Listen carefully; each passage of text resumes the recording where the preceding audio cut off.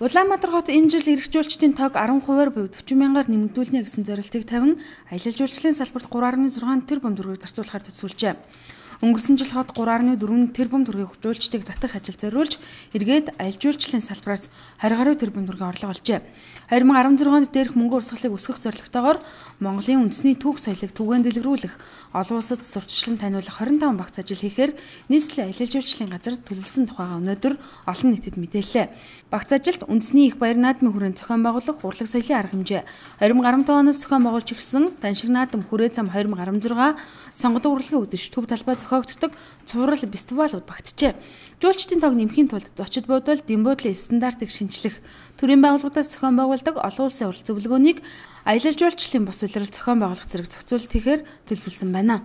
Монгол улсад ирж байгаа зочигчдын тоог 16 онд 10% дор хаяж өснө гэж улс маань тооцсон авч байна. Яг Улаанбаатар хот л өөрсдөө бас сурталчилгаа маркетингийн ажил хийгээд бас тодорхой арга хэмжээнд зохион байгуулж үр дүнд яг Улаанбаатар хоттой Монгол улстай түүх соёлын шашин мөрөглийн чиглэлээр холбогдож одоо байнга ирэх сонирхолтой хүмүүсийн тоог нэмэлт арга хэмжээ авсан. Тэгэхээр тэр 10% өсөлт дээр нэмээд бас Улаанбаатар хотоос тодорхой өсөлтийг хангах бах. Тийм учраас бид нар 3.6 тэрбум төгрөгийг нэдлэн жилийн арга хэмжээг төгөлдржүүлэх, дахиж зохион байгуулах, өшөө нэмэлт арга хэмжээнд зохион болгох зорилгоор төсөөлсөн байгаа. Өнгөрсөн онд Монгол улсад 385 мянган жуулчин иржээ. Үүний 92% нь Улаанбаатар хотоор дамжин орон нутгийг зорддог байна. Тиймээс аялал жуулчлалын салбараас орох мөнгө урсгалыг нэмэх зорилгоор нийслэлийн засаг даргын тамгын газраас найрсаг Улаанбаатар хөтөлбөрийг хэрэгжүүлж байгаа юм а. Уг хөтөлбөрийн хүрээнд жуулчдын мэдээлэл, шуурхай авах нөхцөлийг бүрдүүлэх, хот орчмын явган аяллаа гол чиглэлийг олон улсын стандартын дагуу үлгэр жишээ тохижуулах, Улаанбаатар хотын онцлог давуу талыг тусгасан жуулчдын хэрэгцээнд нийцсэн бүтээгдэхүүн, шинэ үйлчилгээг гаргах зэрэг багц ажлыг хийхээр болжээ.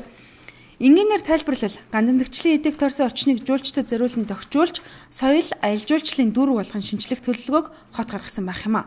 Мөн үндэсний ёс заншил, уламжлалт заавлыг хадгалсан хормын ордон, түүх түшээ дурсгалыг жуулчид очдог газар болгон нэрлэж, эдийн засгийн эргэлтэнд оруулахаар тооцсон байна. Энэ жилийн тухайд хүрэлтойгоод одоо орон судлалын төвийг аялал жуулчлалын эргэлтэнд оруулж, цэлмэг тэнгэр од иргэсийг жуулчдад харуулж, цаашид байнга энэ газрыг жуулч заавал зорж очдог, сонирхдаг газар болох арга хэмжээнүүдийг нийслэлээс зохион байгуулахар болжээ. Энэс үгүйс бол тэр жуулчдын очиж үзэх газар, сонирхдаг зүйл, аяллаа хоног хугацаа эдгээр зүйлүүдийг бол олон улсын жишгт бол аялал жуулчлалын байгууллагууд нь өөрсдийн менежментээр удирддаг л да.